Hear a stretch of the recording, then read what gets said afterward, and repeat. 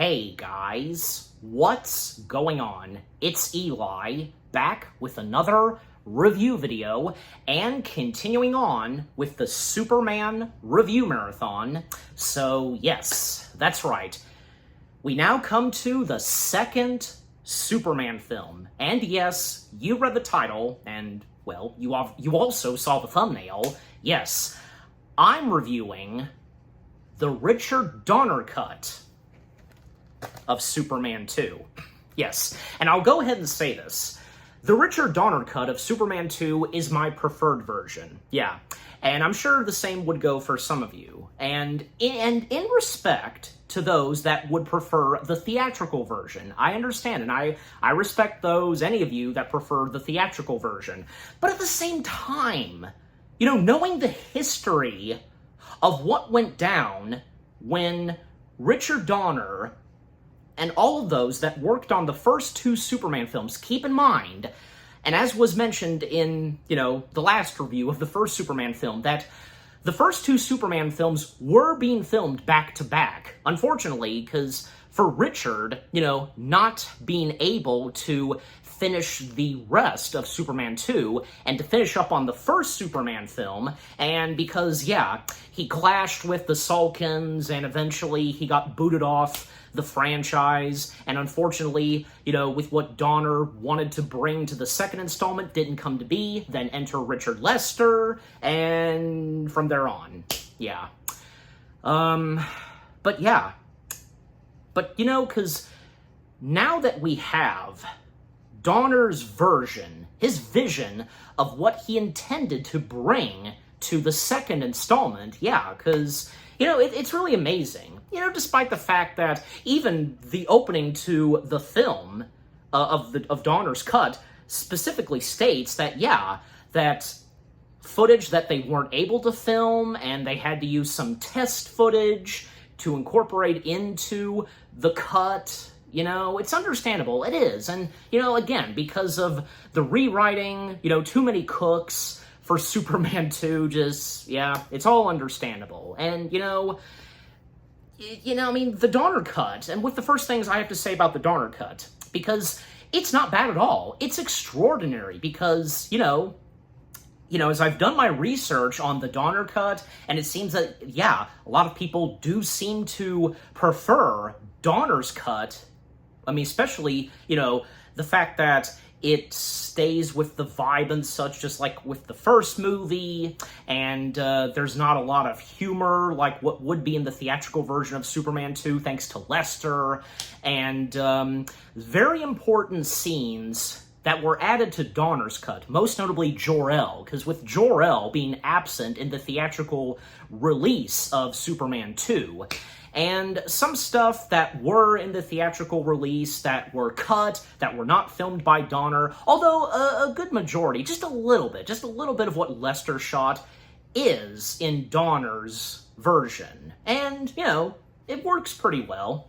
And also, Richard Donner's cut of Superman 2, as I recall, was the very first version of Superman 2 I ever saw, and I'm pretty sure, I don't know, because, my memories of when I first saw the first Superman films, with Christopher Reeve, Gene Hackman, Marlon Brando, because I don't remember that much, but I do most prominently remember that Donner's cut was something I saw at a young age, and when it came out in 2006. And I found myself liking it and enjoying it, and man, because even especially having seen the theatrical version at some point, and I make this very clear and I think I make a good point, and, you guys would probably think so too when I say this. After watching the Donner cut, like everyone who obviously saw the theatrical version of Superman 2, seeing that first, and then when it came to Donner's cut, after seeing Donner's cut, there's no going back watching the theatrical version of the second installment the way you did before. You see what I mean? Sure, because there are some flaws in the Donner cut, and so on. But that doesn't, effect that this is really excellent, that this cut brings Donner's vision of Superman 2 to life, just about, and, the fact that there were so much filmed for Superman 2 and that were cut and, being brought back, to life and, being restored and polished and such, it's amazing. So, overall, I really enjoy Richard Donner's cut of Superman 2. It's my preferred version, and I'm sure the same goes for the rest of you.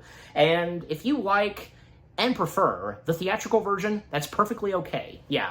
But again, I'm just simply saying, Donner's cut, I do prefer. All right.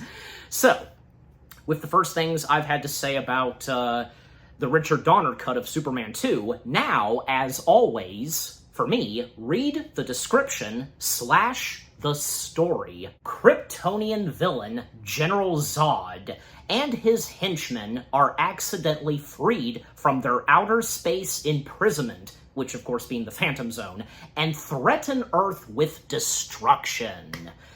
Just as Superman decides to re-announce his superpowers for his new love, Lois Lane. And the rest of the description / the story is, this time about the Donner cut. I'll go ahead and read it. Might as well. Since, I am reviewing and covering the Donner cut.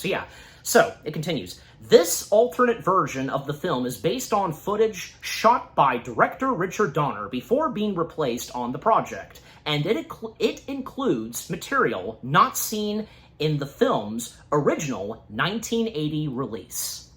Okay, so, now with reading the description / the story out of the way, I will now talk about some background as I sometimes do. I mean, technically, I already did early on in this review, but this time, about how the Donner cut was brought to life. Well, sometime very later on, people started to discover and learn that there is an alternate version of Superman 2 that had never has seen the light of day, and with, of course, Richard Donner, having, done Superman 2 and, the entirety of what Donner wanted to bring to Superman 2 not being brought to life and such, and this grew a petition, online petition and such, and especially that goes for the fans, whom have wanting to see, Donner's version / vision of Superman 2 brought to life. And at some point, Warner Brothers approving this, Elias Salkind, they were okay with this, and when Donner was reached out about this, and Donner, more than happy to, of course, come back and have his vision of Superman 2 brought to life. And actually, because I've seen the behind the scenes of the making of the Donner cut, and I'm sure the same goes for you, where, apparently he was embarrassed of, by what he did, but the challenge for him to go back to see what he did and why he did this, that, etc., it's understandable, but And the fact that all of the footage that was in cans, they had to be transferred and, basically, and then making the Donner cut from scratch, putting it all together again, making new visual effects shots, and the challenge to have those new visual effects shots look exactly as if they were done in the late 1970s, and not look like, say, their visual effects shots from, like, say, the early 2000s, And I think that, because, to go ahead and mention this, some of the new visual effects shots, because maybe some of them, but come on, they're not really, they don't bother me on some of those shots, that were new and added to the Donner cut, because I think, there's a nice touch to it, and, just really wanting to give the vibe and feel that, with these new visual effects shots being as if they looked like they were done in the late 70s, when the first two Superman films were being made, so and of course, in 2006, that same year when we got Superman Returns, which, by the way, because the fact that Warner Brothers, was given the green light to use Marlon Brando's likeness for Jor-El once again in Superman Returns. The same goes for the Donner Cut, and as I recall, that's one of the other reasons that, the Donner Cut, came to life. Just, by, using the likeness of Marlon Brando as Jor-El, footage of Jor-El that did not make its way into the theatrical version of Superman 2, but until now, thanks to the Donner Cut. Yeah, and I'm sure you know the story, too, about, why Marlon Brando was not in Superman 2 originally. Just, yeah. But that's Marlon Brando for you. Anyways. Alright, so yeah, and that's pretty much all I've got for the background. So, now with that out of the way, let's dive into the film itself. Yeah, well, because, the disclaimer, because, about, some footage, stuff that they weren't able to film and the test footage, etc. But even after that, with the Warner Brothers logo and DC logo showing, a sweet dedication to Christopher Reeve, and, without him, we would have never believed that a man can fly. Yeah, and the fact that the Donner Cut did come out just, 2 years after Christopher had sadly passed away. Yeah. And there's no doubt that Christopher would have definitely got a kick out of the Donner Cut. Yeah. But anyway, so, well, the opening to, because, now breaking down the film, of course, the Donner Cut. The way the movie starts, well, a recap, which I think is pretty well done, how it starts off, well executed, I should say.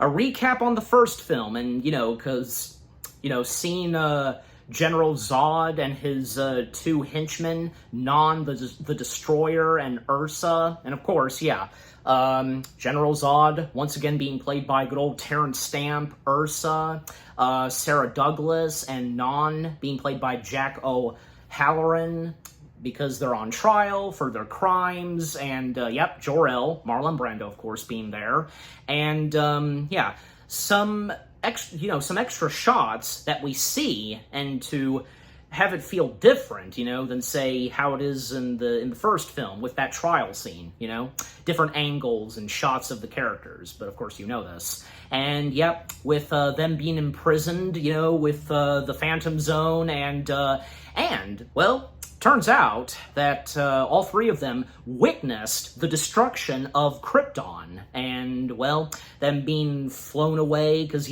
with, like, a blast wave and such, and even, like, seeing young Kal-El in his, ship passing by our three main villains, and there's one line that actually, no, because I would know, it was not in the first film, where, because as Kal-El is making his way to Earth, and as he gets a bit older, and with all the lines that we hear of Jor-El, telling Kal-El about the history of Earth and so on, well, there's one thing that Jor-El mentioned to his son, that Kal-El's mother left him 3 blankets, red, yellow, blue, and for his protection and so on. Well, and those 3 blankets, which would become a part of his suit. Yeah, so, and with Kal-El making his way to Earth, and, we don't even get a quick appearance of, say, Kal-El's human parents, and which, he would then be named Clark Kent, so. And, well, seeing Zod, Ursa, and Non still stuck in their imprisonment, the Phantom Zone. But, fast forward, we see, with continuing with the recap of the first Superman film, then coming to say what happens in the first Superman film, where, those missiles are launched to cause an earthquake with what Lex Luthor's doing, Lex Luthor giving Superman kryptonite, Superman almost drowns, but Miss Tessmacher saves him, and then Superman taking care of the missiles. The first missile he took care of, he sent it flying to Earth, and little did Superman know that was heading straight its way, and it does so, to where our 3 main villains are. The missile goes off, and that's what breaks the 3 Krypton villains. They're free from their space imprisonment, And, yeah, such an epic part where Zod, after all three of them are free, and Zod just, free! Oh, that is so good. And then, yeah, they're making their way straight to the moon. That's where they're first going. Then with the opening credits, and also the reuse of John Williams' music and score from the first film. And fun fact, Donner wanted Williams to be a part of his cut, by writing new music for his cut of Superman 2. He reached out to Williams, but unfortunately, sadly, Williams was not able to participate due to his commitment, to Star Wars Episode 3, Revenge of the Sith. I'm sure Williams would have happily wanted to do so, but yeah, it was not a good time because he was very committed to writing the music and score for Revenge of the Sith, as well as a couple of other films that he was doing around that time. Like, also, that same year, in 2005, Williams did the music and score for Spielberg's War of the Worlds remake. So, yeah, that's another one. But, yeah, so, and I think that, with how Williams' music and score from the first Superman film is used for the Donner cut, it is pretty well executed. And, I think it's pretty well done how, where bits and pieces of music are played, especially in certain parts of the Donner cut, and, even, like, some bits and pieces of music that Williams wrote that, they didn't make their way into the first Superman film. So that's nice to see, because, I know that there are a few bits and pieces of music, that I've listened to and I'm familiar with that are not in the first Superman film, that didn't make their way into the first one. So, very interesting and cool. So, after that, seen Earth and, Metropolis. And, New York playing the part of Metropolis. And the Daily Planet, because, seeing the other main characters and, reside in the Daily Planet. Perry White, Jackie Cooper, Margot Kidder as Lois Lane, of course, and Jimmy Olsen, once again, being Mark McClure. And, because they're there at the Daily Planet, and, Jimmy and Lois, and, Perry just showed up, and, Jimmy calling out to his boss that he's late. Because it's true, technically. And then with Clark showing up, and, it's brought up by both Jimmy and Lois about, Clark not being there when Superman's around. And as it was mentioned, at the end of the first Superman film. Because Lois was it almost hit her, in the first Superman film where, are Clark Kent and Superman the same person? No, that's not impossible. Well, now this time, it does strike her, and by getting a good look at Clark, and she has a newspaper that has an image of Superman, and her connecting the dots, she thinks at first, and by drawing, clothing and a hat and glasses on Superman's image, and she's basically really determined in thinking that Clark is Superman. Then at one point, Perry, brings in Clark and Lois because he's going to have them go to Niagara Falls, because, basically play as a honeymoon couple, play the part of a honeymoon couple, because, just to make a report and such at Niagara Falls, part of a story that they're investigating. The Daily Planet are investigating, I presume. And Lois even brought up that maybe Superman can fly them to the airport and, kind of nudging Clark and such, just Lois definitely determined and telling Clark that, that he is Superman. You think I'm Superman? And her testing Clark by throwing herself out of the window of Perry's office. You wouldn't let me die, Superman. And because, oh my gosh, because, that's one thing that was not in the original version of Superman 2, because in the original version of Superman 2, at Niagara Falls, she throws herself in the water, the rafts,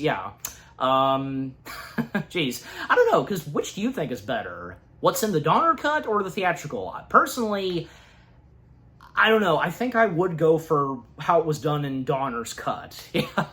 I'm just saying, because, and, poor Clark, because he has to dash outside, down below of the Daily Planet building, blow on Lois to slow down her fall, then use his laser vision to open a canopy, and then, yeah, she lands on a fruit selling stand, and, yeah. And, yeah, Clark quickly made his way back up top the Daily Planet, Lois, what have you done? That was great. But anyway, so, then after that, then at the jail, the prison, because, yeah, at the end of the first Superman film, Superman dropped off both Lex and Otis. And, because once again, seeing Lex Luthor, once again being played by the late Gene Hackman, and Otis, the late Ned Beatty. Yeah, Otis, the bumbling, funny, henchman of Luthor's, yeah. And, because we see more of Lex, being bald and such. It's great to see, because, at least Gene Hackman was okay, going bald as Lex Luthor, wearing a bald cap, just for the prison scenes. That was it, just, yeah. But yeah, so Lex Luthor laying out some details to Otis on what he's going to do and when both he and Otis break out of prison and use a special device he has called the Black Box. And basically, what he's going to do with this device is, he's going to use it to track Superman's Fortress of Solitude, which being up north. And yeah, because with what he's known so far about Superman, and because yeah, one biggie at first, that Superman is allergic to kryptonite and so on, but the more that Luthor learns about Superman, and when, planning to find where Superman's hideout is in the North Pole, yeah. So yeah, and funny moments with Otis and Luthor, just, Otis being a bumbling idiot henchman, and, at least Luthor, puts up with Otis and such. And just like in the first movie. But yeah, then what happens next? Well, when we come back to the other main antagonists, Zod, Ursa, and Non, we see these astronauts that are up on the moon and just doing some stuff on the moon, and yeah, those that are involved with the whole thing of, astronauts on the moon, like Controller number 1 being played by John Ratzenberger, and by the way, because he was in the first Superman film, so that's nice to see, being in both Superman films.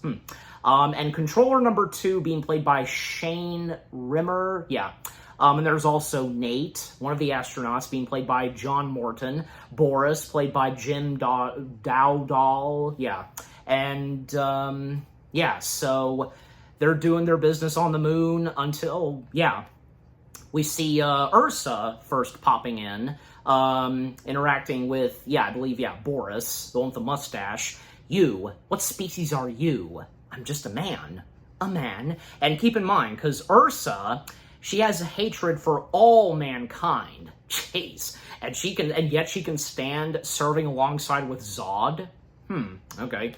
Ursa noticing a patch and, and such on the astronaut's spacesuit, and causing the astronaut's spacesuit, Boris, to, inflate and so on. Then when Zod and Non step in, and then basically taking down the astronauts, causing mayhem, and, when Ursa discovers, this planet that's nearby the moon that they're on, they call it Houston. They think the planet's name is Houston. And, Zod, looking for a planet to rule, basically. Yep. So, them making their destination to Earth. Then coming back to the other bad guys of Superman 2, Lex Luthor. Because the night Luthor and Otis are making their escape, they fool this one prison guard with this really cool projection that's used as bait for one of the prison guards.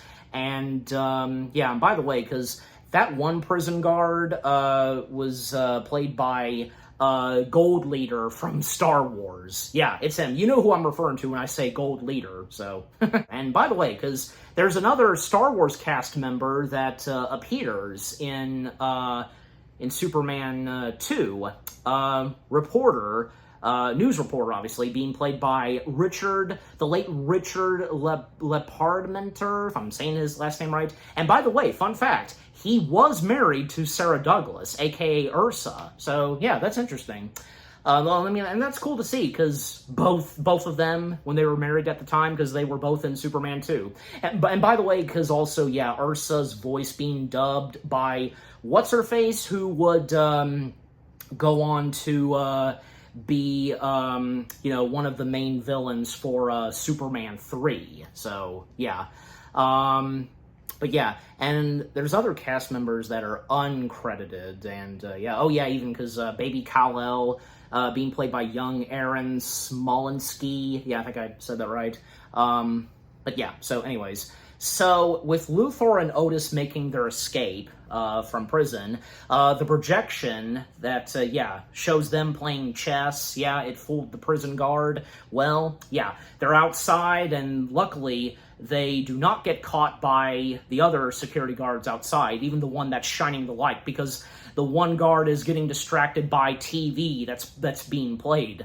Otis and Luthor, them waiting for their escape, something that's going to come in, and they're going to fly out of prison. Otis thinks that it's going to be Superman, but no, it's not. And then they hear, psst, psst, and, Luthor having Otis check it out, and a ladder pops in, and it's Miss Tessmacher. Yep, Miss Tessmacher, and Miss Tessmacher, her full name, Eve Tessmacher, but, because her being referred to as Miss Tessmacher by Luthor, especially in the first movie, Miss Tessmacher! I love that. So, Eve Tessmacher, once again, Valerie Perrine, and who saved Superman, and because as I just did, Miss Tessmacher, because Luthor knew that Eve had saved Superman, and apparently everything was patched up between Luthor and Eve, because she's there, in a hot air balloon saving them. So even though because we don't know exactly what happened between Eve and Luthor, just okay, but whatever. So Luthor climbing up, and then when it's Otis's turn, he's too heavy, and he's pulling them down. So Luthor loosens the ladder, and that's when the security guards and the sirens go off, and basically Otis, he sacrifices himself, and thus Luthor and Eve, they go off. So at least Otis did his duty, and the fact that that would be the last time we see Otis. But anyways, so Luthor telling Eve that their destination is north. So, and Eve thought that they were going to go on vacation, and her mentioning on buying a bikini and such. Just But anyways, so then, very quickly we see, when coming back to Clark and Lois, they've made their way to Niagara Falls, playing a honeymoon couple, and, them, making their way into their hotel room, which, we do see their hotel room prominently in the theatrical version, but here in the Donner cut, not really. And I presume, obviously, because the way their hotel room looks in the theatrical version, because obviously those shots being filmed by Lester, so But anyways, so then after that, very quick scene we get of Clark and Lois having arrived at Niagara Falls. Then when coming back to Luthor and Eve, by this point, they're making their way to Superman's Fortress of Solitude, and by using the black box, and they've finally made their way to the Fortress of Solitude, and then making their way inside, it's fantastic! And them discovering the crystals, and discovering the old man himself, Jor-El, Superman's father. Yep. And what Lex and Eve find out through Jor-El, most prominently, about the three evil Kryptonians from Krypton. The Kryptonians. Which, of course, being Non, Ursa, and Zod. And, Lex likes this, and has plans for him to locate and interact and form an alliance with these three Kryptonian, villains. But yeah, and by the way, because there's a moment where Eve Tessmacher, she hadn't gone to the bathroom in 2 days, and we see that she apparently found a bathroom in the Fortress of Solitude. And that's apparently the last we see of Eve Tessmacher. And what happened afterwards? Because the next time we see Lex, it's just him alone, and when he finds Zod, Non, and Ursa, I guess they parted ways or something. I mean, the movie doesn't explain that in both versions, the theatrical and the Donner cut. Yeah. And yeah, because as mentioned, where we see, Jor-El pop in, and yeah, Eve and Luthor seeing Jor-El. And, because yeah, with the theatrical version, originally, because, Marlon Brando's likeness and footage for Jor-El could not be used, well, instead, it's Lara, yeah, Superman's mother. And, yeah, I mean, it wasn't too bad, with bringing Superman's mother into this in place of Jor-El. But yeah, definitely, because yeah, it's Jor-El that we need, and no hard feelings on Superman's mother, of course. Yeah. Anyways, so after that, coming back to Clark and Lois, them doing their business at Niagara Falls, Clark pointing out to Lois that maybe they should hold hands because everybody else is. Okay, here's my hand, Clark. And in a moment where Clark's glasses are a bit foggy, and, well, this almost gives Clark's identity away as Superman. And Lois almost noticing, yeah, him without the glasses. But, yeah, that doesn't last too long. And then there's a moment where Clark notices a boy, messing around on top of the bars, and is risking his life, falling into Niagara Falls. Yeah. Jason, being played by young Hadley Kay, and the mother, being played by Elva May Hoover. Yeah, and man, a very aggressive mother, just smacking her son with her purse. Jeez Louise. Talk about, parenting back then, just, yeah. And the father, yeah, because we don't get that much of the father. We do get a good chunk of the mother, because, yeah, the father being played by Todd Woodcroft, yeah, and he doesn't get a single line. But, yeah, and then Lois is all of a sudden hungry, and how can you think of food at a time like this, and because of what just happened? Yeah, seriously, Clark has a point. But, yeah, so, yeah, Clark obliges, and, yeah, He'll get the hot dog and such, and also orange juice. Yeah. And as he walks off, well, once again, Jason messing around, and, even calling out to his mom, "Hey, Mom, look. Yeah, that's great, honey," but she's too distracted. And then, yeah, stupid little Jason, risking his life, he slips and, yeah, is about to fall into Niagara Falls. Everybody noticing this, Lois calling for help, Clark making a run, changing into his wardrobe as Superman, and thus saving Jason. Yeah. Again. No, I'm sorry. Only one ride to a customer. Bye. But yeah, and Lois was trying to call out to Superman, but yeah, of course, Superman had already flown off. So then after that, well, by this point, the three Kryptonian villains have made their arrival on Earth, which, yeah, still, they think it's planet Houston. And the fisherman, being played by Gord Rawlings, yeah, noticing that they have landed in the water, and, Zod raising up, and yeah, and he's walking on water. And the fisherman, he poured out his coffee because, yeah, he's had too much. And then, yeah, because, well, yeah, so this is planet Houston, very strange, and he's touching the water, just, yeah. So, yeah, they've made their arrival on Earth, and after that, well, we then come back to Clark and Lois, and yeah, this is where test screen footage was used for this sequence, yeah. And it is obvious, because, well, most prominently, Clark's hair, because the shots where, we fully see him right next to Lois as she's getting made up and such, well, yeah, because he's got this, big, hair and such, but when we just cut to Clark, well, he's got short hair and just, yeah, especially, the way his body looks, like, I feel like the close-up shots of Clark, Christopher Reeve kind of looks a bit skinny or something. Maybe that's just me. I don't know, but I'm sure you know what I mean. Just, yeah.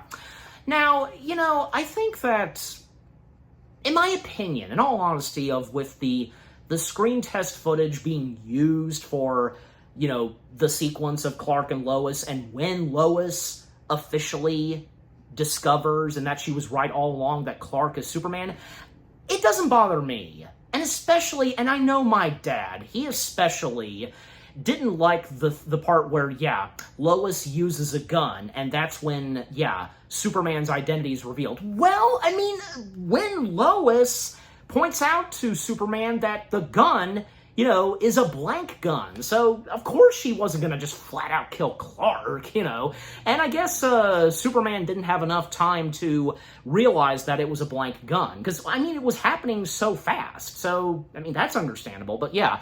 But Clark, just talking to Lois about, that he's a good reporter and, because how he feels towards Lois, how she treats him, and also with the mentioning of Superman, just, And up until, when Lois whips out the gun and fires on Clark, and, then when Clark takes off those glasses, then behold, Superman. Even with what Richard Donner had to say about that screen test footage, and, well, I mean, the fact, because, again, and as the disclaimer said at the start of the film, that, some footage that they were not allowed to shoot, and because of time, and obviously, they weren't, Donner was not able to film where Lois actually finds out, that she was right all along, that Clark is Superman, so, obviously, so, I mean, this is what we get. And, again, it doesn't bother me, and I'm sure the same goes for you. I thought it was okay, and with what Donner had to say about it, Well, I mean, besides, because when, Superman's attitude changes, because after Lois shot the gun, and, he's full-blown Superman, and when taking off the glasses, oh, that was really good, and with the music playing. Then, we quickly come back to Zod, Non, and Ursa, a moment where Ursa notices a snake, and is very fascinated with it. But then the snake biting her, she throws it, and she uses her laser powers to burn the snake. And actually, because, all three of them discovering that, they have superpowers. And the fact that, they have the same superpowers as their opponent, Kal-El, and obviously Jor-El, and so on, In fact, also in the theatrical version, right after that where she burned the snake, there was a funny moment where Non tried to use his powers too on the burned carcass of the snake, but And because with the theatrical version, to talk more about the theatrical version, because and I think with the Donner cut, now there are some funny moments, of course, and just like how they were done in the first Superman film under Donner's direction, but with the original version of Superman 2 under Lester, I really feel that some of the slapstick in a good majority of the theatrical version of Superman 2, too much, so, and I'm sure you guys would probably think so too, especially when, certain parts of the film that are supposed to be serious and such, especially in the streets of Metropolis very later on, but anyways, so, then, well, now that Lois has known whom Superman is, Clark Kent and Superman are the same person, well, Superman takes Lois to the Fortress of Solitude, and because so much for what they were supposed to do at Niagara Falls, I guess they already took care of it, but so then making their way to the Fortress of Solitude, and the romance definitely building for both of them right there, and the fact, unbeknownst to Superman, still having no idea that, the three biggest criminals of Krypton have arrived on Earth. So he doesn't know about that, nor did he sense it. And the time that Superman and Lois have at the Fortress of Solitude, they're very nice and sweet, and Superman fixing dinner, they have some champagne, and also one moment where Superman is cooking something, and the dialogue and talk that they have, and, for Superman, he has no big deal when playing Clark Kent, and has liked a good majority of it, and with what Lois has to say and such, Meanwhile, for Zod, Non, and Ursa, well, they're actually making their way to Houston, in fact, because, when they're encountered by these two policemen, the sheriff being played by Clifton James, and, noticing the badges and such they have, and, checking out the rifle that one of them had, Zod, pulling the trigger, he shoots himself, and then when they make their way further, and the people they encounter, and they just, unleash chaos, and, blown up some stuff, and being very threatening, and even when, the soldiers arrive, and they easily take care of them, even when, a chopper comes in, Zod tells Ursa to blow them a kiss, and blowing the copter, and it explodes, and just, really awesome stuff right there, and just, how dangerous all three of them are, and the people of Earth do not stand a chance against them. This was not something else that was in the theatrical version, not in the Donner cut, which, it works fine with it not being in it, but I think it still would have been nice, because it is a dark moment, where, Ursa, causes, a little boy, a young kid to be killed and such, and, now he will not grow up to be a man. Just, oh, man, that was a dark moment right there, and maybe that would have been okay if Donner had kept that and used it for his cut of Superman 2, but, still, it still worked out fine with it not being in it, but I'm just simply saying, because, and I also love the delivery of the line delivery that Zod gives right after the chopper explodes. I win! I always win! Terrence Stamp at his finest as Zod, without a doubt, And, and then when coming back to Superman and Lois, well, we see that they banged, and, and I seem to recall that in the theatrical version, that happened after Superman gave up his powers.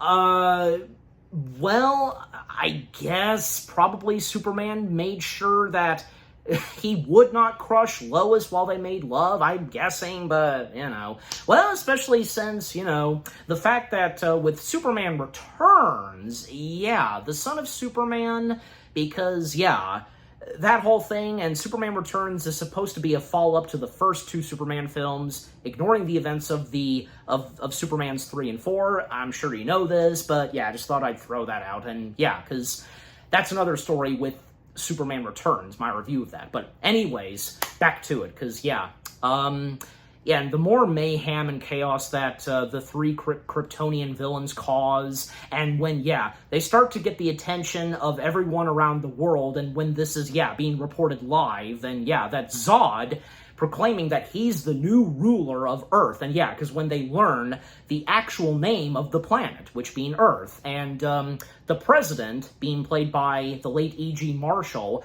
being aware of this, and, they're wondering, not just the president, but those that work at the White House, where the heck is Superman? He should have been here by now, handling this, but, obviously, Superman, and I'm sure with how the president feels, just, Superman's gonna find out eventually, hopefully soon, but And coming back to the Fortress of Solitude, well, Superman wanting to give up his powers because, with him being in love with Lois, and when he speaks to his father, Jor-El, and Jor-El, making sure if, this is what, Kal-El really wants, aka Superman, if he really wants to give up his powers, because by doing so, there's no going back.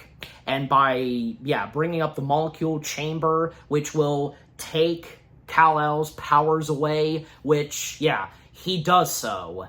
And, just that moment and that scene where, the entire room turns red, and him in that molecule chamber, and with the John Williams music and score playing, and Jor-El glancing over at Lois. Oh, that's awesome. Just, yeah. And judging Lois, technically, I judge you on, with how you are towards my son. But yeah. But just, yeah, it's so good and intense because, yeah, Superman without his powers, now him becoming immortal, a human being. Just, yeah, that's insane. And yeah, and little did Superman know, because, yeah, he shouldn't have give up his powers, because still, him being totally unaware of what's been happening right now with the 3 Kryptonian, villains arriving on Earth, and by this point, yeah, Zod,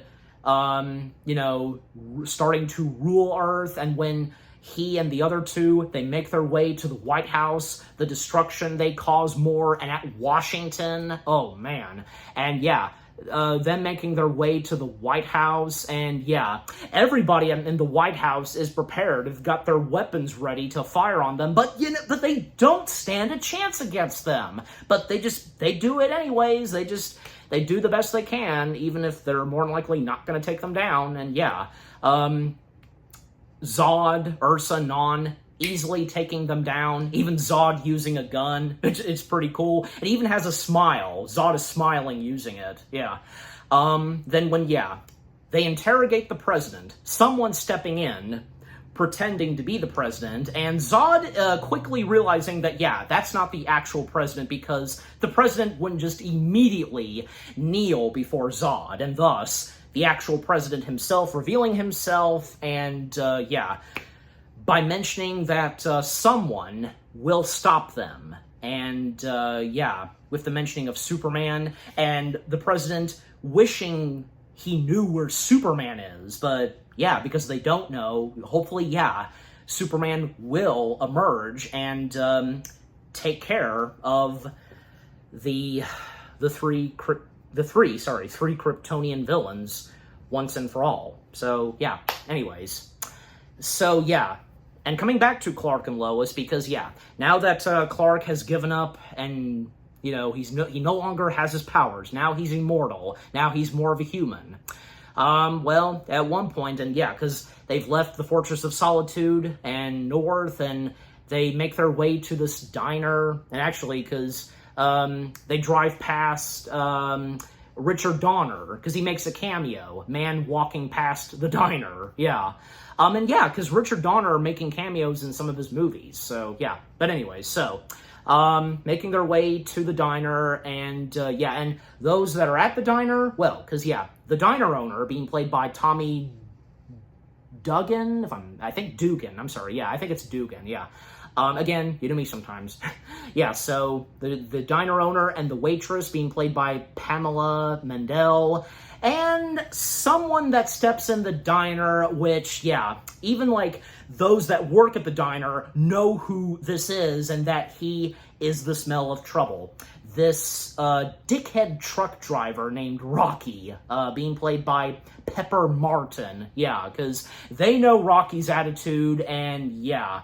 In fact, Rocky sits on a seat that Clark was supposed to sit on right next to Lois, and Rocky kind of made a move on Lois. Then when Clark came back out, because he used the restroom, "Excuse me, sir, you're in my seat," and yeah, it just gets out of hand and intense, and Clark just wanting to, have things be handled well, and, be reasonable, and, telling Rocky if, care to step outside, and, by all means, you go first, and, well, yeah, Clark walking, then, jeez, Rocky punching Clark down and breaking a glass window, just, yeah, and this is where we see Clark, Superman, actually bleed, yeah, and just that moment, it's so heart-wrenching, because, yeah, for the first time ever, Kal-El, Superman, is feeling pain, and seeing his blood,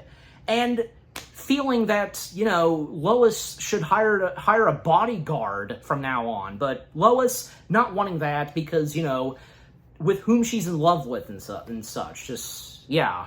And then Clark then tries to take on Rocky once again, but unfortunately, Superman doesn't stand a chance against Rocky. Jeez. And Lois, rightfully so, just climbing on the back of Rocky, pounding him and such, and yeah, Rocky's had enough, and, good thing he doesn't cause any more trouble and disturbance, and yeah, him leaving the diner, and, one of the last things he says is, I never liked your meat anyways, and yeah.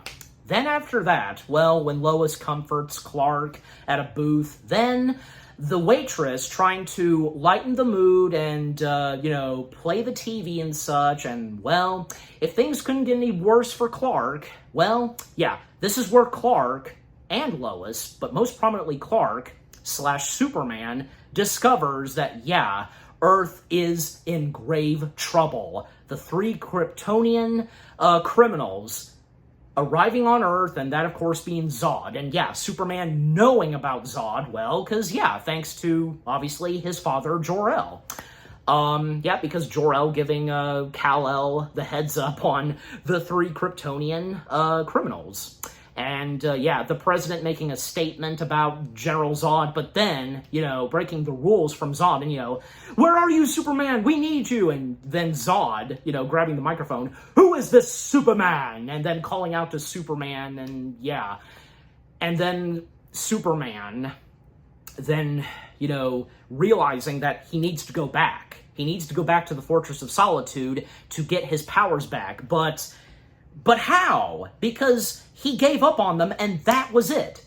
Just bar none. But, he's still gonna do it. And actually, he goes alone. He doesn't have Lois drive him back there. She doesn't tag along. I guess that's what Clark wanted. He just had to do this alone. Even when he's trying to hitch a ride, and when a truck passes him and doesn't give him a lift. And yeah, poor Clark, because him making his way to the Fortress of Solitude, and yeah, he's still bruised and still got some blood on him, just, yeah.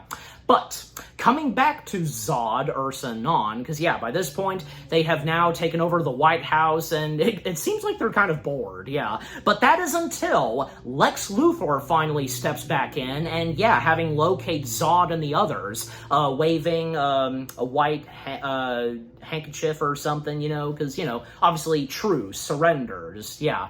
And introducing himself to the 3 of them, Lex Luthor, surely you've heard of me, the greatest criminal mind on Earth and such.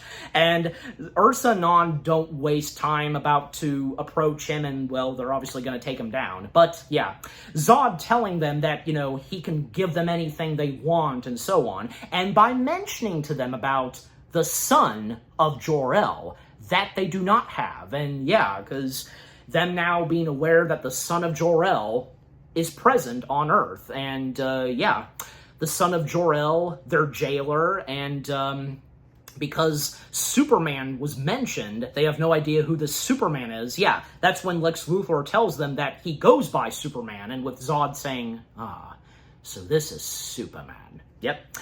And Zod sharing to, well, yeah, Luthor sharing to Zod about, so much that he knows about Superman and so on, and yeah, just wanting to form an alliance with them, and in order to take him down, and how to take him down, and thanks to Luthor, because Luthor's the answer for them to know how to locate and take down Superman. And, in addition, in exchange, I should say, Luthor, wanting something in return. Australia. I just love that. No matter how many times, I always, watch that clip, I just can't help but, just do Australia. Just, yeah. Because in exchange, yeah, Luthor wants to take over and rule Australia. So, yeah. Just him, sitting on the president's chair in the White House with a cigar, and he's got his feet on the table. Australia. I just love that. Yeah.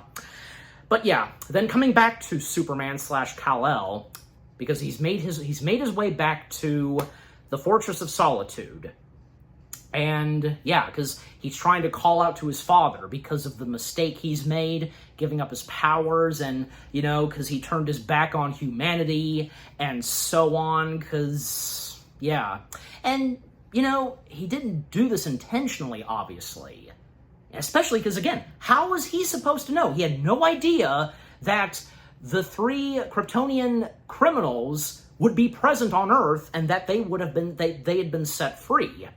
And yeah, because Jor-El does not respond, and when Kal-El shouts, "Father!" Yeah, just letting out the pain. But then Kal-El discovers one green crystal that is glowing, and by using it, well, Jor-El summons once again. And because the green crystal, because fun fact about the shot where, close up of Kal-El's hands grabbing the crystal, apparently that, and by the way, because there are some new footage in the Donner cut that were shot, like where after Clark saved Lois from falling, from the Daily Planet building, and we see a shot where Clark is looking from the window. That was new. That wasn't Christopher Reeve, and one or two more that we would see, and up to here, because where we get a close-up shot of Kal-El grabbing the crystal. Well, that wasn't, supposedly that wasn't Christopher Reeve's hands, and that was apparently, the green crystal was, that was from Superman Returns. And I'm sure you probably know this, but yeah. So, the green crystal that Kal-El discovers, and by summoning his father Jor-El, and, the green crystal being the answer in order to restore Superman's powers.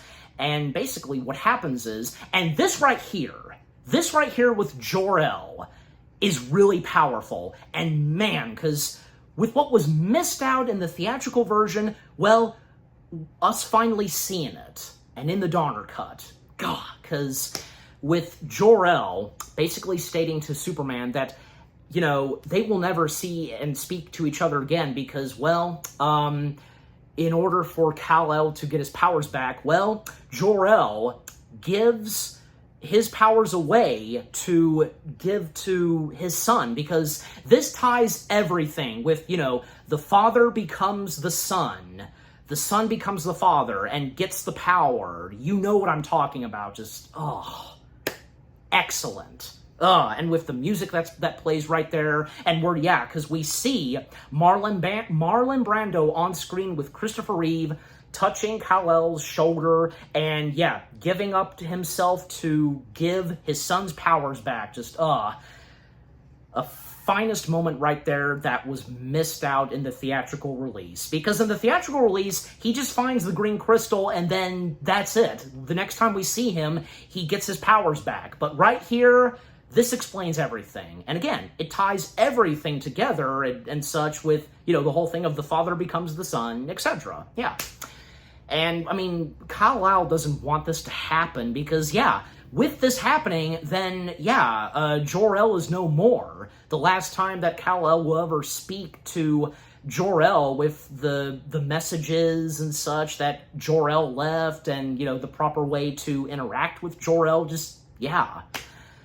So after that, we then come back to the Daily Planet. And because by this point, Lois, she's made her way back to the Daily Planet and once again seen Jimmy and Perry. And, we see that the three Kryptonian criminals and Luthor have made their way to the Daily Planet because, by locating and finding Superman, and most prominently, because, locating Lois Lane. And when Luthor points out to them that, you hold on to that little lady because they have this thing, you see, they're in this relationship and so on, you know what I mean? Just, and with Non most notably causing so much mayhem and chaos, being very destructive, and that's what's a part of the Non character. Even knocking out poor Perry White, breaking Jimmy's camera when he's taking so many flash pictures of Non, and even when Lois, she tried to smack/punch Ursa, but bad idea because that really hurts her hand.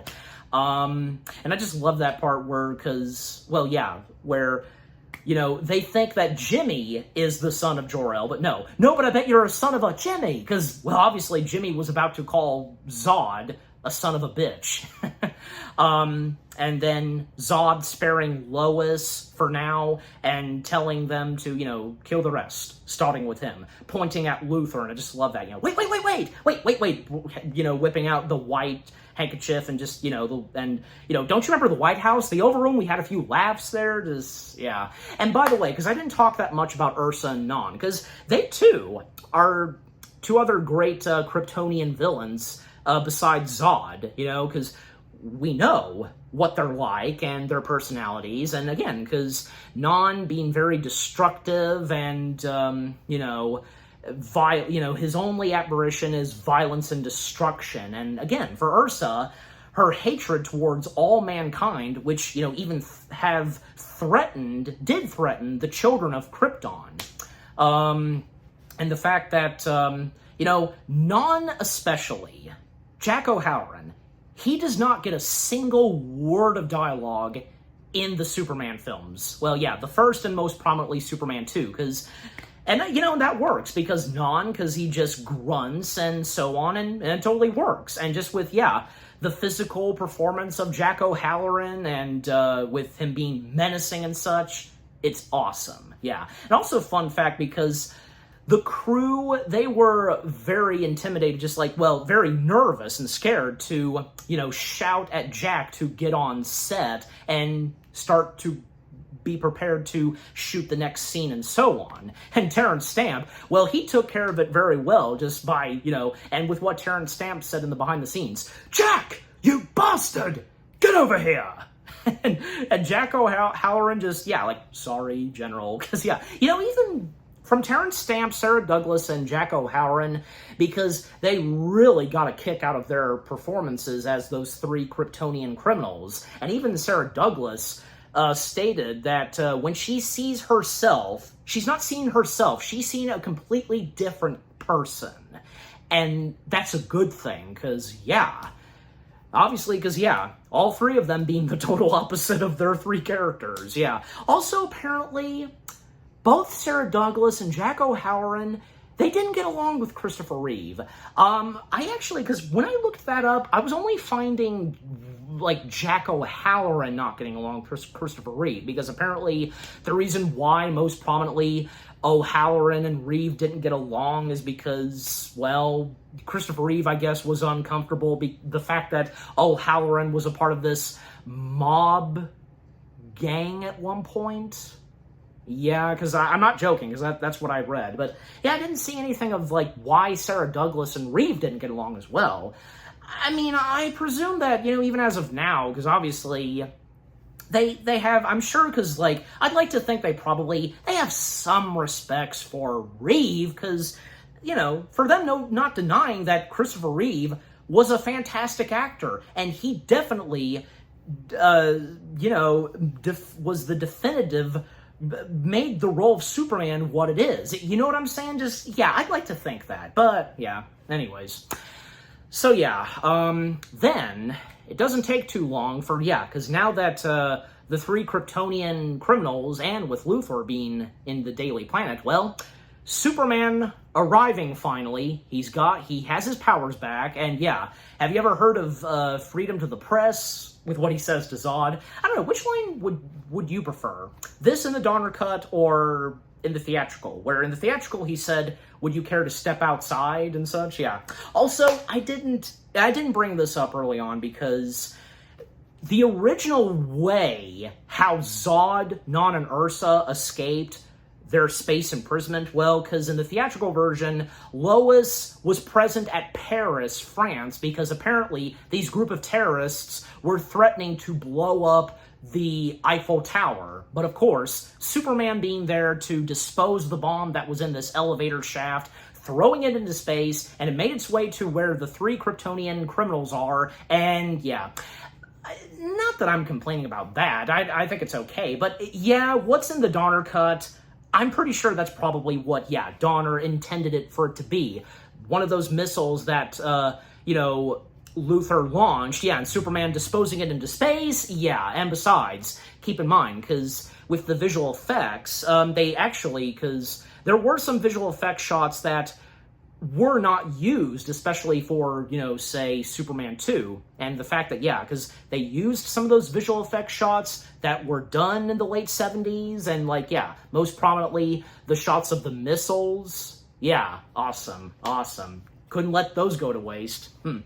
Anyway, so back to the movie, because, Superman finally popping in. Luthor was relieved that Superman showed up, Superman, thank God. I mean, get him! And then Zod then shouting to, to the son of Jor-El, kneel before Zod! And then the battle begins, where, Ursa, Non, and Zod tried to take on Superman, and, it was really awesome, and in the Donner cut, because Superman taking on Non, punching him most notably. In fact, he was almost about to punch Ursa at one point. What? You would hit a woman, and, well, of course he wouldn't, but he would punch Non, which he does, and Non, say, at one point, crashing into, the Empire State Building, and, even, there's one shot that wasn't in the theatrical version where Superman gets punched and he makes his way and directly hits, the Statue of Liberty. The piece that she holds. Yeah, that's where Superman crashed. And, just overall, it's really awesome with, the fight between Superman and the 3 Kryptonian criminals, and them using their powers on each other, Non taking down Superman, because, struck him down on the ground of Metropolis, the roads, and, what happens on the roads of Metropolis, there are one or two funny moments, this one taxi driver, now we're in for a show, that was acceptable, but in the theatrical version, there were too much, and when, it gets more intense where, then, say, Non and Ursa, they lift up a bus with civilians and Superman shouting, "No! The people!"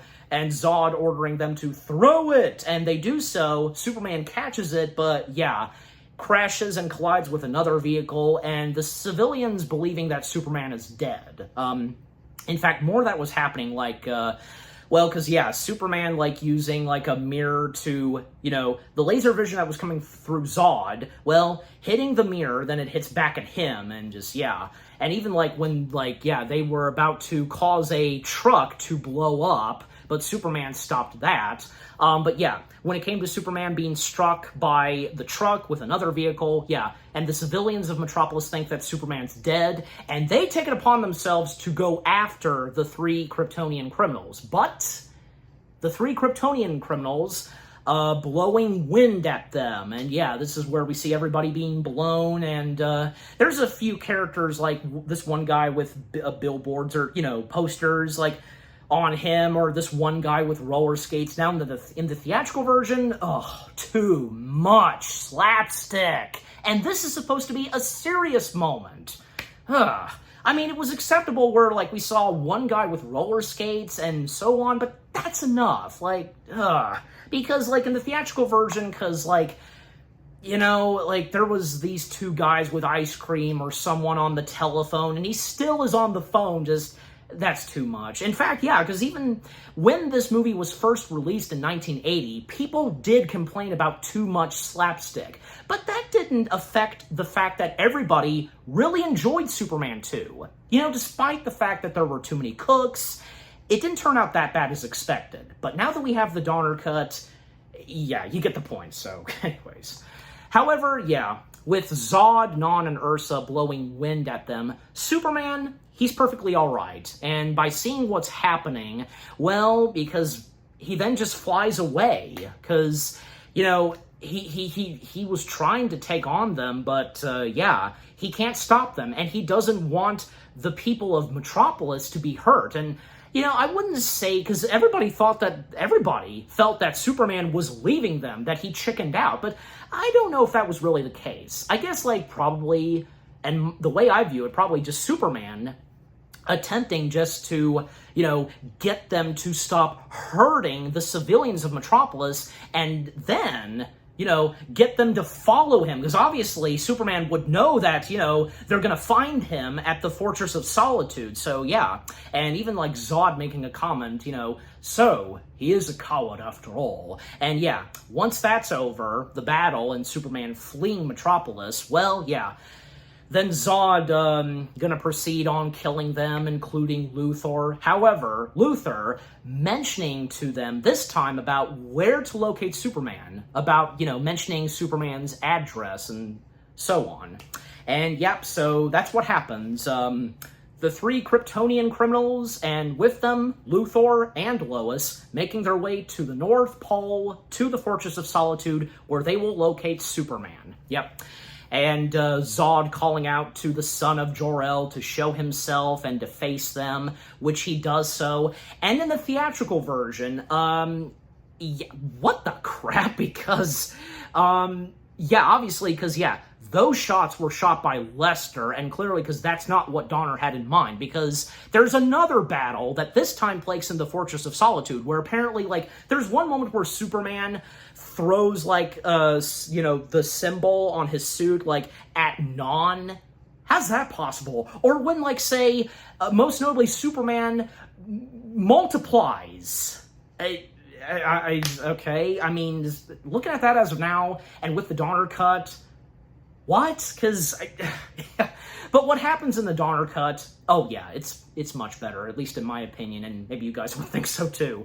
But yeah, because what happens is, yeah, there's no battle that happens, because yeah, Superman showing himself and, surrendering and doesn't want Lois to be harmed, and when, yeah, Ursa has Lois by the neck, and, well, a bit of a conversation between Luthor and Superman, and, yeah, Luthor is, feeling very intimidated by the three Kryptonian criminals, and yeah, because they're gonna kill Luthor, and Luthor doesn't want to get killed, and Superman privately mentioning to Luthor about the molecule chamber, and basically that will work in order to take away the three of them, their powers away. And then Luthor just mentioning, telling them, do not go in there, and just, and Superman pissed at Luthor, just, yeah. But little did Luthor actually realize, like, what Superman was about to do, because what happens next is, Zod has Luthor activate the molecule chamber by having Superman go in the molecule chamber, and to have his powers be taken away from him. And what was happening, and there was a hint, like, yeah, it was, like, there was a hint that was happening where, yeah, because with the red lights turning on in the Fortress of Solitude, because, yeah, it was on in the room and not in the molecule chamber, yeah, because, they're happening, and, there's no, like, red lights in the molecule chamber where, yeah, presumably Superman's powers are being drained from him, and yeah, and the music getting a bit intense, and once that's happened, well, it's presumed that, yeah, Superman has once again lost his powers, and this makes the three Kryptonian criminals more powerful and such. And Zod having Superman serve him for eternity, and having him kneel and, take my hand. And then what happens next is, by taking his hand, Superman crushes it. We can hear the crushing sound, and, the pain in Zod's face, and the music, just like playing the Superman theme, and yeah, because, yep, the three Kryptonian criminals, Zod, Ursa, and Non, they've lost their powers, because, yeah, Superman and Luthor realized it, that, and I love the dialogue that Gene Hackman delivers, he switched it. He did it to them. The lights were on out here while he was safe in there. And then Superman just, yeah. And yeah, this is where Superman, like, then he throws Zod and he falls to his death. Then Non, he tried to go after Superman, but yeah, because he doesn't have any powers, he fell. And yeah, then Lois, then turning to Ursa, and something? You're a real pain in the neck, and punching her, then she falls to her death. And yeah, because now all three of them are dead. And, it's crazy to think that nobody, when this first came out in 1980, no one complained about Superman killing off Zod. But when it came to Man of Steel, they did. What? Why? Why do they complain about it now when they didn't back in 1980? Because, yeah, I mean, when watching clips of that on YouTube from Superman 2, like, I've seen one or two comments where, like, you know, them saying that, you know, when they watched Superman 2 in theaters as a kid, they were cheering because, yeah, Superman defeating Zod and, yeah, killing him and such. But when it came to Man of Steel, that's just baffling. And Man of Steel, yeah, that's another story, but anyways, of course I had to mention it, but yeah. And then, yeah, now that all three Kryptonian the three Kryptonian criminals, General Zod, Non, and Ursa, they've been defeated, they've lost their powers, they fell to their deaths, yeah. Now all is all better. Everything's better now. And for the planet Earth especially. And one last moment with Luthor, because, you know, super, you know, setting Luthor straight. You know, I knew you double-crossed me, Luthor, lying weasel like you and such. Are you kidding? You know, that was beautiful. Did you see the way they fell into our trap? And Superman just like, too late, Luthor. Too late. Look, Superman, I got a proposition for you. Don't stop me, because I know I owe you one. We're in the North Pole, right? And that's the last we see of Luthor in this. And, well, we can presume that that Superman quickly took Luthor back to jail, and then when he came back, yeah, because he flew Lois with him out of the Fortress of Solitude. And then what happens next is, Superman, well, he destroys the Fortress of Solitude once and for all. Because, I mean, yeah, by this point, there's really nothing much left of the Fortress of Solitude. Yeah. And after that, because, well, yeah, everything's, of course, still better. However, not much for Lois, because now that she knows Superman and Clark Kent are the same person, and when, you know, Superman took Lois back to her apartment, and they had, you know, one or two kisses, and, you know, very tough on Lois, because, you know, with what it's going to be like this time, when they see each other back at the Daily Planet, and him once again playing the part of Clark Kent, just, yeah. Yeah, it's understandable, and, yeah. You know, Superman assuring Lois and such, but yeah. So then, yeah, he flies off, and, well, yeah, Lois, you know, she even assured Superman that his secret is safe with her, and Superman, yeah, he knew this, but what would come next? Yeah, because it seems like, yeah, some people, and even my dad, you know, have had a complaint about the ending of Superman 2. And yes, that of course being where we see Superman reversing time, spinning the Earth backwards, and yeah, restoring everything, and for Lois to, you know, not know that he's Superman and such, yeah, because, well, right before that happens, we see Perry White in his room, like in his bathroom, about to brush his teeth, then we see Lois about to typewrite, you know, about Superman and such, and by the way, that's another shot that was shot specifically for the Donner cut, a body double for Margot Kidder's Lois Lane, which, you know, I mean, it was perfectly fine. I don't think, like, we're really supposed to really, you know, pay close attention to Lois's face. I mean, I think that, yeah, the body double they got for Lois Lane at the typewriter, a pretty good, decent likeness to Margot Kidder, I'm just saying, but yeah. So, yeah, seeing Superman reverse time, and also we see the damage and destructions that had happened, you know, in Washington, Metropolis being fixed, like this giant Coke sign, and the damage in Washington, and even apparently, we see that Zod, Ursa, Non are alive again, and they're back in their space prison, the Phantom Zone. Okay, but maybe they could have just left that off. I mean, what was the point? I don't know. I guess it beats me. I don't know. But yeah, I mean, there can be a few guesses on that. But, you know, and as to why Superman spared their lives. I mean, because, you know, the fact that he and the other three, they're the last remaining Kryptonians of Krypton. And also, yeah, there is Supergirl. But, you know, still, you know.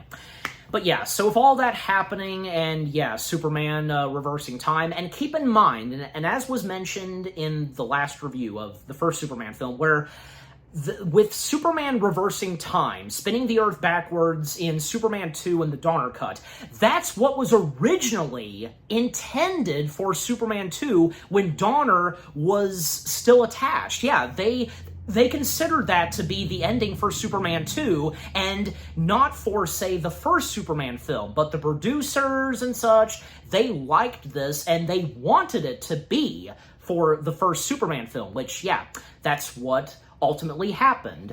But the original ending for Superman 1 would have ended off on a cliffhanger where, like what we see, and I presume the footage that we see of Zod, Non, and Ursa breaking free from their space prisons and making their way to Earth and the moon, obviously that footage and, intended for the original ending to Superman 1, ending off on a cliffhanger where they're free and they're making their way to Earth. But they weren't really sure if the first Superman film was going to be a big hit. So that's why the ending was changed to what it is now, and with the whole thing of Superman reversing time / spinning the Earth backwards. Yeah.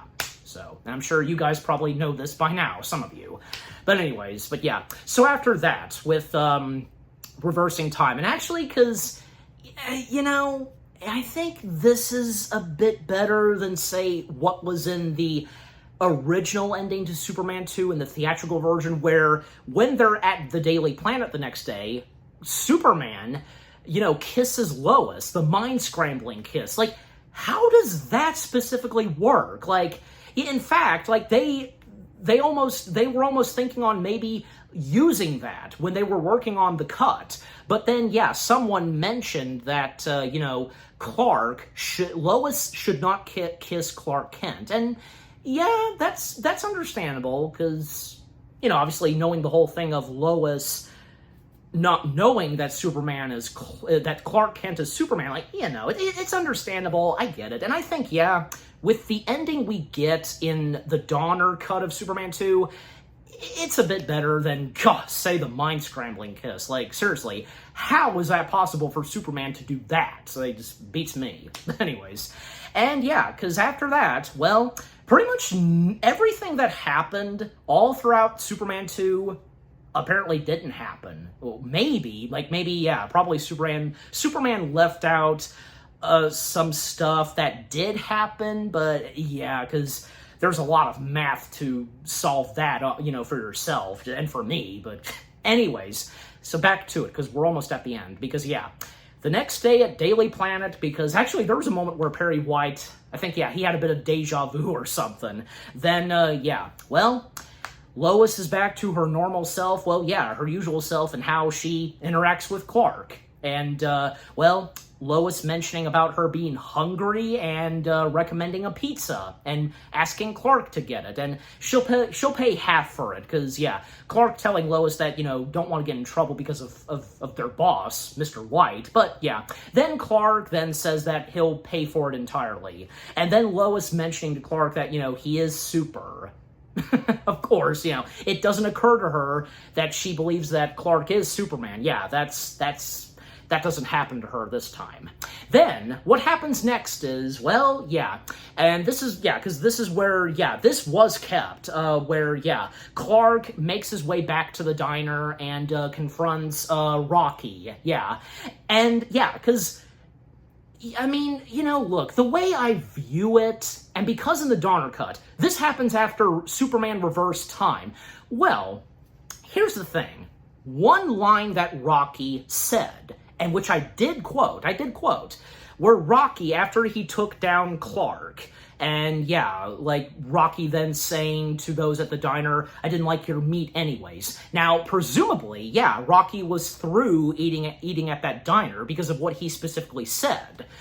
But, yeah, because that Superman reversed time, well, Clark, feeling that truck driver should be taught a lesson, and yeah, because, Rocky being there at the diner and, of course, still being very intimidating and, giving everyone a hard time at the diner and such. And, yeah, with Clark showing up, I've never seen, someone eat garbage before, etc. And, yeah, and this is where, yeah, Clark this time takes down Rocky. Rocky tried to punch him, but yeah, it hurt. And then Clark placed Rocky on one of the seats, spinning him, then putting him on the counter. This one's to go, then sliding him, and then he hits one of the pinball machines, the arcade games and such, yeah. And yeah, Rocky got what he deserved. And also, yeah, the diner owner did mention about the fact that he had just had this place restored, polished up and such. Well, I mean, I guess you can interpret that as that probably maybe Rocky did something, before Clark was present at the diner or something. You know what I mean? Just, yeah. I guess, we are left to guess on our own, with the Donner cut, because with why Clark made his way back to the diner after he reversed time and such. Superman, yeah. But yeah, and Clark pointing out to the diner owner that, he had been working out and gives him a lot of money because, sorry for the damage. And yeah, and actually from the diner owner, the waitress, and the couple of customers, they're actually happy and satisfied and that Rocky was taken care of. And then after that, well, we then see the famous ending shot of Superman flying above Earth's atmosphere and, yep, smiling for the camera. And boom, the movie ends. Yeah. Of course, having to use that last shot where Superman flies by the camera and smiles. Of course, that had to be in there. And for all the 4 Superman films. But anyways, yeah, so Superman 2, the Richard Donner cut, like I said, it's my preferred version. And if you prefer to, well, that's good to see. But if any of you prefer the theatrical version, then that's okay. We're all entitled to our opinion on which version of Superman 2 we prefer. So, yeah. But, at the same time, with what the Donner cut for Superman 2 has to offer, it does restore a few things and explains a few things that, yeah, some that were not explained, and with what I've said, because that happened in the theatrical version, but despite that, yeah, in the Donner cut, yeah, a few things that might seem flawless and such, but still, that doesn't affect the fact that the Donner cut was really good, because it's exactly like how it should be, and with, the vibe and feel like the first movie, with Donner's touch to it, overall, the Richard Donner cut of Superman 2 is really good. Everything from beginning to end. The storyline, some things that do make sense, and with a lot of slapstick and funny moments cut down, reduced, and some really great stuff that was added, footage we had never seen until now, like most prominently,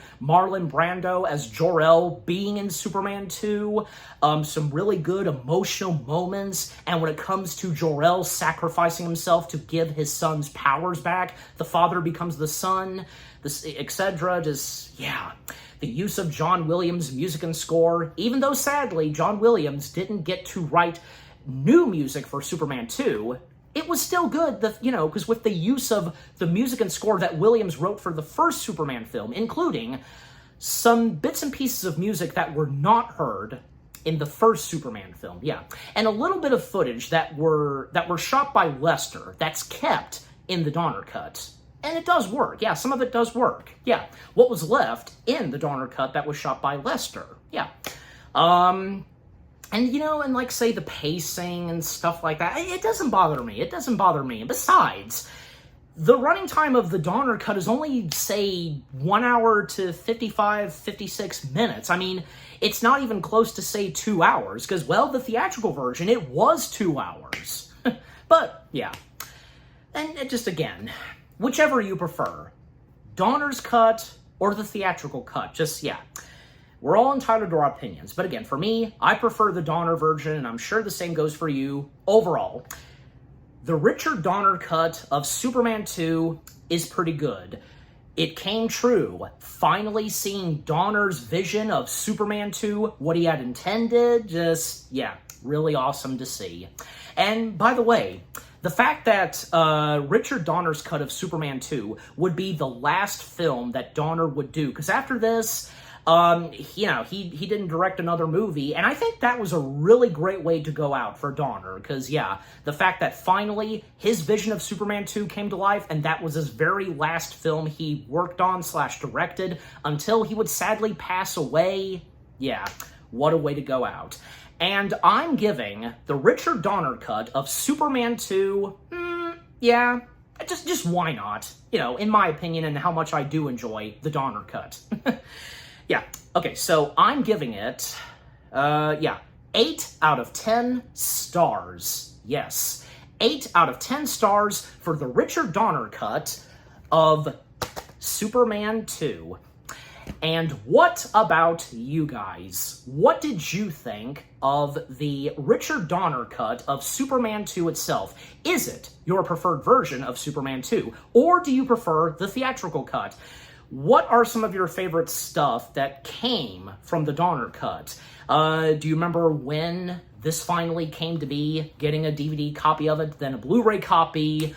Was the Donner cut the first version of Superman 2 that you watched? Because, yeah, the same goes for me. Were you okay, or were you kind of because of some of the flaws and the pacing and some stuff that it didn't really fully make sense? But again, because, look, the fact that, and the film explains, and, the disclaimer that, yeah, footage that they weren't able to shoot back then, just, yeah. Overall, what do you think of the Donner cut of Superman 2 itself, with what I've had to say, my review, and yeah, what did you think of my review? Leave comments and give this review video a like, as always. And so, with all that being said, thank you very much for watching. I hope you guys enjoyed my review of Superman 2, the Richard Donner cut. More review videos are coming your way. They're going to be awesome. Keep looking forward, and I will see you guys in the next video / review. And, well, of course, continuing on with the Superman review marathon. Well, you know what's next, and because, yeah, I mean, with the theatrical release of Superman 2, well, with it being successful, plans underway for the third installment, Richard Lester coming back to the director's chair, and when it came up to the third film, yeah, because this is where the Salkinds, yeah, what they did, and by firing Donner, etc., yeah, this is where, yeah, the mistakes they made would come back to haunt / bite them. And with what the third film has in store, with Superman teaming up with Richard Pryor, yeah, but yeah, until, yeah, you see my review of that. So yeah, again, stay tuned for that. My review of Superman 3, part of the Superman review marathon. Yeah. Take care, and peace out.